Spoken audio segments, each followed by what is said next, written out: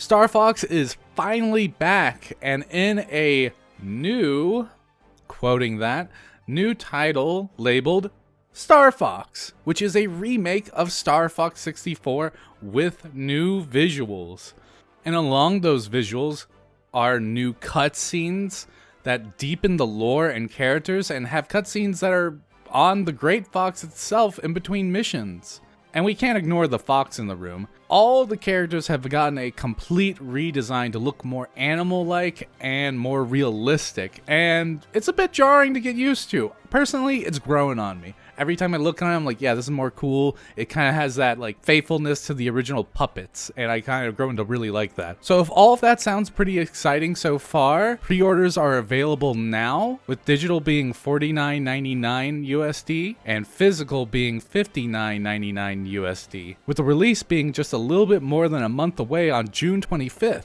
Yeah, that's soon. I got a lot of information to cover with all the information that the Star Fox Direct did give you directly, and maybe some hidden details you didn't notice there first time. Let's boost right into it, shall we? So first thing, there are 3 difficulty options with the campaign. The first one being easy difficulty, which will have a larger shield gauge, enemies will do less damage, lasers and shields are fully upgraded, wings cannot be broken, that's huge, medals and high scores can't be earned, that's also important to know, and continues are unlimited. Now, normal difficulty, enemies do balance damage, which I'm guessing means like the same damage it did from the original. Upgrades are lost when wings are damaged. Medals and high scores can be earned, and continues are limited in this as well. So it sounds a little bit easier than the original one, because the original one did have continues, only like a few. And now on to expert.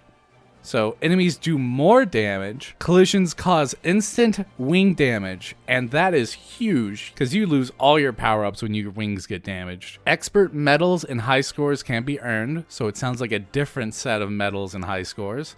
And there are no continues. So yeah, that sounds pretty tough. But if that's not enough for you, they also announced challenge mode. With challenge mode, you can play stages you already cleared. There are normal and expert missions. Some challenges are unique to challenge mode and are not found in the campaign at all. Now something that's really exciting for me, battle mode, which will have Team Star Fox versus Team Star Wolf in a 4v4 battle. This is an online multiplayer mode, and as you play, you can unlock backgrounds and emblems for your battle banner, and you'll be playing on 3 different levels that all have different objectives and events, so that's pretty cool. And let me break down these levels for you. So Corneria, you'll have to take out opponents and seize control of the zones around the satellite towers. In Facina, you'll collect energy crystals while dodging meteorites. And with Sector Y, you'll retrieve cargo and take it to your base. These online matches can be played privately or with matchmaking, and you can use GameShare to share with 3 other people,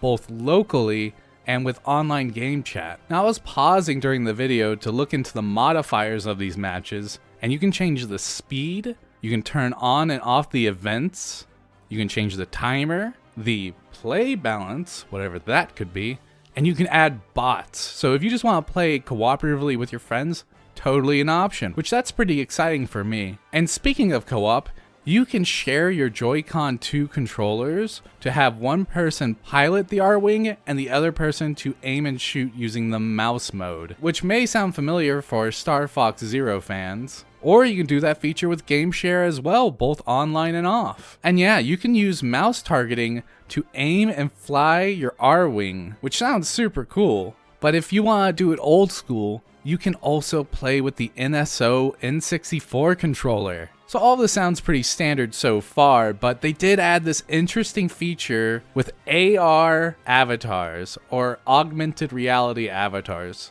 So you can choose Star Fox characters to be your game chat avatar, and it will match your head movement and facial expressions. It looks so silly, I love it. On top of that though, you can use AR filters to give yourself fox-like ears or a falco-like beak, sunglasses, and more. And you can hide the backdrop if you just want to have the character without the R-Wing. which I'm not sure why you would. R-Wings are awesome. And there is also amiibo support, which will unlock additional backgrounds and emblems for your battle banner in multiplayer. And the amiibo support is the Fox amiibo, the Falco amiibo, and the Wolf amiibo. So now it's on to some small nitty-gritty stuff I found while looking for information. First up, they made it to where you can use up on the D-pad to somersault, which sounds so much easier to me. Another thing I noticed is there were more characters than what was shown on screen for the AR avatars. So I don't know what they will be, but it did look like there was more than just Star Fox and Star Wolf. Now let's look at these redesigned characters. Falco has little bird legs. They are adorable. I in general love Falco's new look. And Fox and Peppy both have these little paw shoes. It's pretty cute. While Slippy still just wears the OG boots. And if we look on the Japanese Star Fox webpage, we can find a render of the boss form of Andros. And he seems to have little jetpacks under his head and hands. Interesting.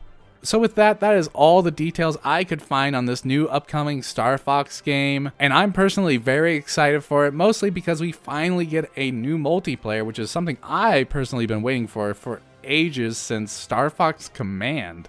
Yeah, it's been a wait. So with that, tell me all your thoughts in the comments on the Star Fox Direct and the new Star Fox game. And until next mission, see ya.